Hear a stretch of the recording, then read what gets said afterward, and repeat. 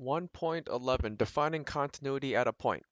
So 1.10, we introduce continuity. It's when you can graph a function without lifting your pencil. Well, here is a more formal mathematical definition of this. Three conditions.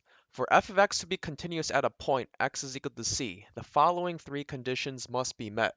1. F of c is defined. 2. Limit as x approaches c of f of x exists, but also limit as x approaches c of f of x equals f of c. So if we say f of c is equal to this point, for the function to be continuous, the limit must also exist, but also approach the same value as f of c right here. This here is continuous.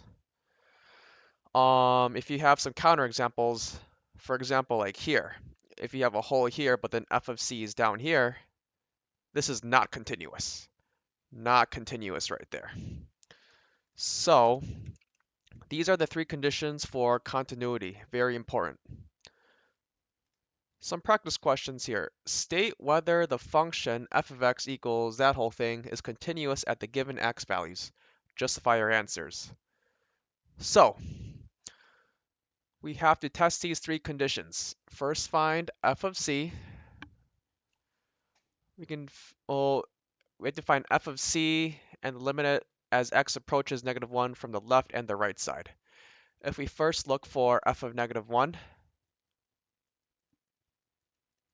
f of -1 when x is equal to -1, when x is equal to -1, we're using this middle function here because x is greater than or equal to -1, which is -1 plus 2 equals -1. So let's find the limit as x approaches -1 from the left. So it should be x values less than -1 right here. If you do that all, it's -1 squared minus 2 times -1 plus 1. You see, we're just replacing the negative ones with the x in the top function. And that gets you a value of 4. Now we have to find the right-hand limit. You see, that would be this middle function here. -1 plus 2 is equal to 1. You can see here, the left-hand limit is 4. The right-hand limit is 1. So and f of -1 is -1. So if you visualize it this way, like as you're approaching -1 from the left, you see you could be arriving to like a 4 here, but then f of -1 will be right here, and then it's just doing something else. So this would actually be a jump discontinuity, but we're not caring about that right now. So not continuous, it's just to justify the whole answer, because limit as x approaches -1 from the left does not equal limit as x approaches -1 from the right. That is your answer right there. Alternatively, you could say not continuous because the limit as x approaches -1 does not exist. A few different ways you could word this out. So this next one here, at x is equal to 2. Let's find what f of 2 is equal to first. F of 2 is just equal to this last one here, 2 squared, which is equal to 4.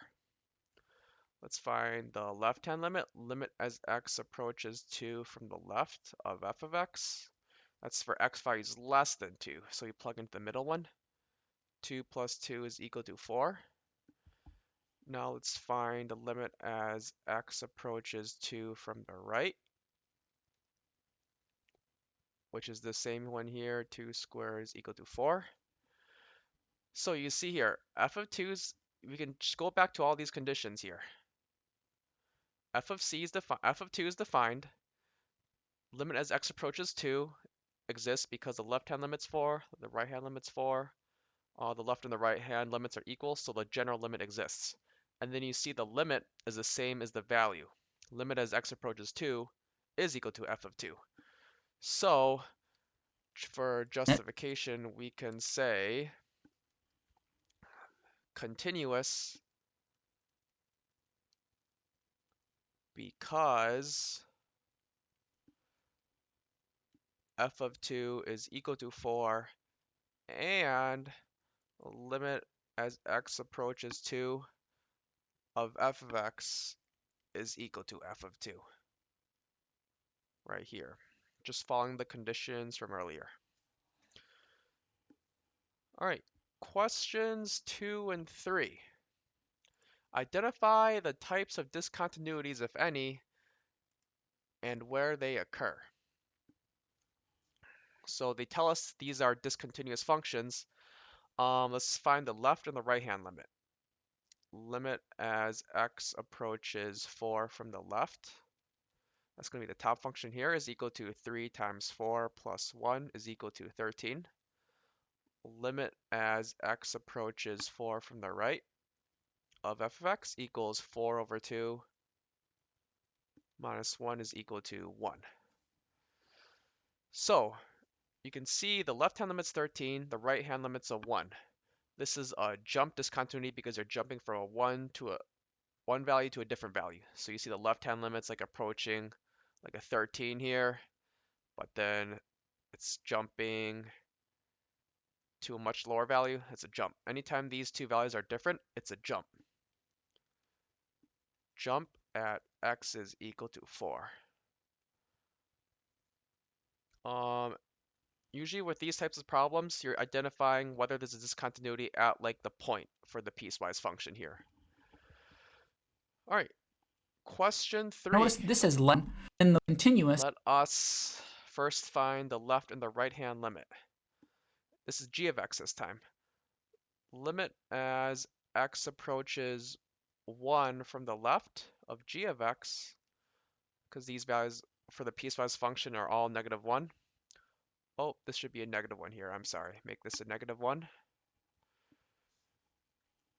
Let me re-edit this really quick. Be careful with that here. -1 from the left of g of x. That's equal to -1 squared plus 2 times -1 minus 1, which gives us a -2. Limit, let's find the right hand limit now. Limit as x approaches -1 from the right. That's going to be this middle one here. -1 minus 1 is equal to -2. So we can see that the limit as x approaches -1 is -2 because the left and the right hand limits match. So now we have to test out what at that point is. So f of -1 is just equal to 5. You see it's different from the limit. So this is actually discontinuous. You'll see the graph, if you graph this, it'll look something like right here. The limit will exist. Like as limit as x approaches -1 is 2 right, -2 right here. But then at -1, it could be a 5 right here. Therefore, this is going to be a hole.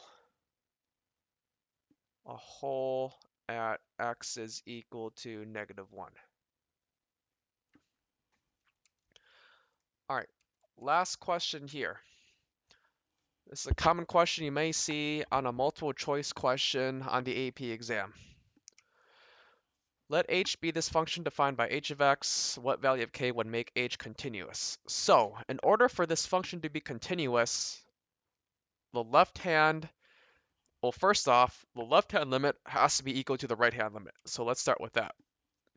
So we can set these two equations equal to each other because we want them to match.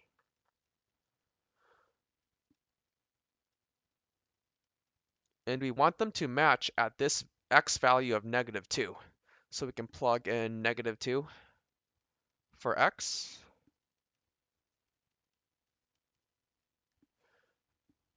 That gives us 2 minus 4 is equal to -8 plus k. And if we, that 2 minus 4 on the left is -2 equals -8 plus k. Add 8 on both sides and you get a 6 is equal to k. right there.